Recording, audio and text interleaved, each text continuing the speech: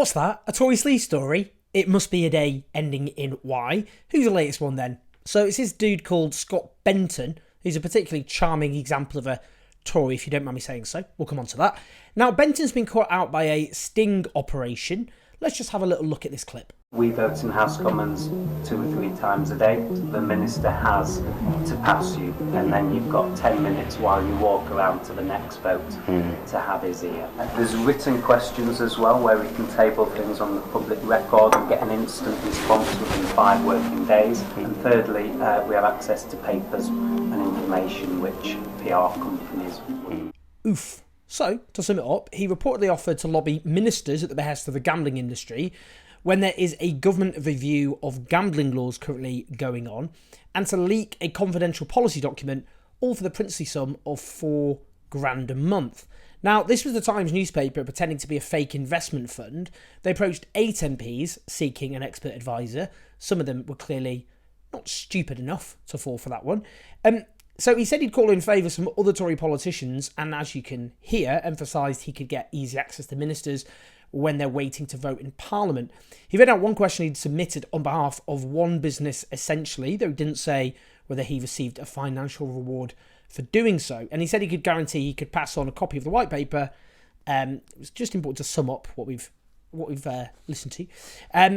On gambling law changes at least 2 days before it's publicly available. Now, the House of Commons Code of Conduct says taking payment in return for advocating a particular matter in the House is strictly forbidden. Members may not speak in the House, vote, or initiate parliamentary proceedings for payment in cash or kind. That's to stop the entire democratic system being overtly corrupted. Now, let's be fair to Benton here. In a statement to the Times, he said he'd contacted the Commons authorities after the meeting to seek advice because he was concerned that what was being asked of me was not within parliamentary rules, and said there'd been no further contact, and claimed he did so before discovering they were journalists, and said he agreed to meet with the 2 supposed would-be clients and discover what the role entailed, and that there was evidence he was trying to follow the MP's code of conduct, like not providing his CV when asked. I think I've been pretty reasonably fair there. Let's just take a little look at the wider points. Now, firstly, there's the power of the gambling industry, the gambling lobby, and then there's more broadly, of course, that of corporate power and the corruption of our democracy. The moral corruption at the very least, because, what's legally corrupt and morally corrupt, they're not the same thing, in the same way as what's moral and what's legal are also not synonymous. Now, it's easy to dump on Scott Benton, and maybe even enjoyable. So actually, let's just continue that for a bit. So this guy's got some particularly unpleasant right-wing politics. He's a big Boris Johnson stan. Don't think I need to say any more on that. He's anti-choice and he supports the death penalty in certain circumstances. He once signed a letter accusing the National Trust of being coloured by cultural Marxism conspiracy theory dogma because of a report on links between colonialism and properties owned by the National Trust. You shouldn't use the term cultural Marxism. Anyone in the know knows that that is frequently associated with anti-Semitic conspiracy theories. Now, in 2021, Benton was found by the Parliamentary Commissioner for Standards to have broken parliamentary rules by not registering paid work in the correct time frame.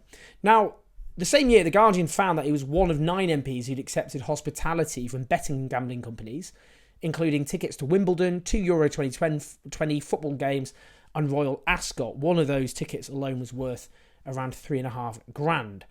Now, he's certainly been an enthusiastic cheerleader for the betting industry, recording a video back in 2021 for the Betting and Gaming Council, which represents the betting and gambling industry, basically going on about how great William Hill and its betting shops are, which I think many of us would object to, given those betting shops often located in deprived areas. And, well, we'll come on to the problems with the gambling industry and why this matters. What matters is last year, when he was called out by someone on Twitter for accepting gambling hospitality, Benton responded, I think really taking it on board, very mature. Obviously, we expect the highest standards from our parliamentarians. He responded by suggesting the individual was fat. Lovely stuff. Very mature. Now, it is frankly a travesty that a constituency in Blackpool, which is one of the poorest towns in the country, is represented by this man. Though, personally, I doubt that will be for very much longer.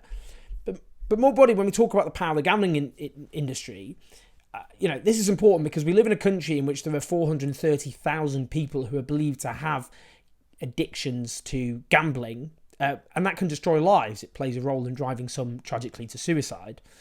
It includes 1 in every 29 children who are believed to have a betting addiction or show signs of developing one.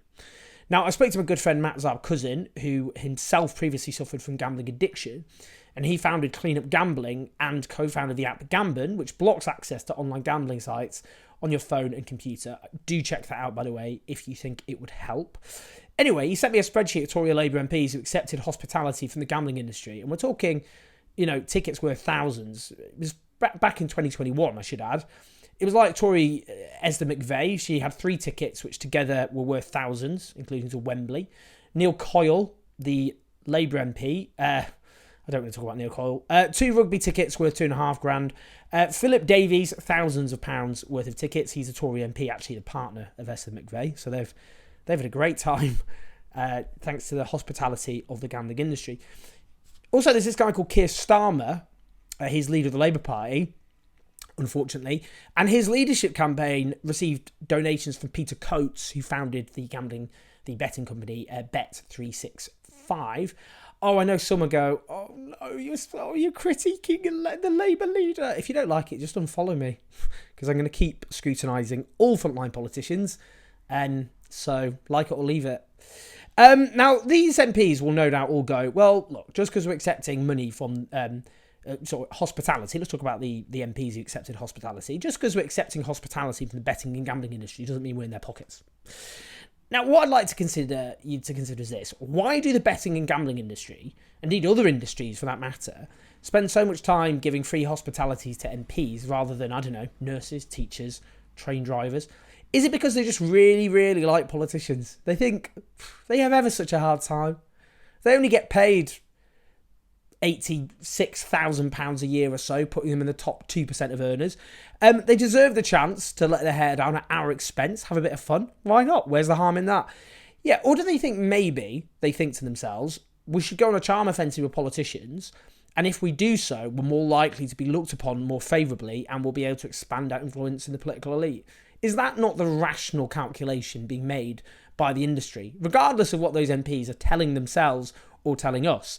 What do you think the aims are exactly of providing hospitality to politicians, often at vast expense?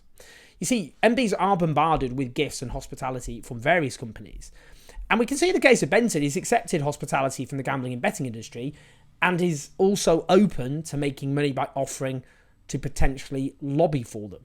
And there was a wider point about democracy here, because, look, being an MP is not a job. It's often described as such. It's a service. It's a public duty. They're very different things. Now, being an MP until the beginning of the 20th century wasn't paid. And that was a bad thing, because it made it much harder for working class people to stand as politicians, because it meant those with money could stand. But whilst working class people had to be sponsored and funded by trade unions, for example, but it meant a much higher bar based on your income. And that changed, and they were given a stipend and gradually a proper salary. But that salary now is, it's about 86 grand a year. It puts them in the top 2% or so of earners. And if they're a minister, they get even more. Now, they don't need to be taking on other jobs, not just because actually it detracts from their jobs as being constituency MPs. They should be fighting for their constituents. That's one of the key functions of a parliamentarian. But also because it corrupts our democracy, because it expands the power of corporate interests, of private interests. That's why they spend money on MPs, getting them to do second jobs or giving them hospitality or whatever. They do that because they think to themselves, well, we'll be able to game the democratic system. That's why they're doing it. And you might go, well, maybe the MPs won't, blah, blah. But obviously, for example, if an MP gets a second job with a private consultancy firm or whatever, or a private company, that private company thinks, because we've got politicians on our payrolls, we'll be able to have more influence over the democratic system. That's what's happening. And that is bad for our democracy. And, we do have a democracy with caveats, as I often describe it. We have elections and all the rest of it. But we obviously have a country in which private interests wield huge power from a privately run, from the newspaper industry, which is run by a very few select right-wing moguls, to PR companies, to lobbyists, to donations to political parties. to the revolving door between being a politician and these private interests, that gives these private corporate interests big power over how our democracy functions. And that is, if you care about democracy, something you should fight. Please like, subscribe, and do support us on patreon.com/I'mJoes84. I'll see you in a bit.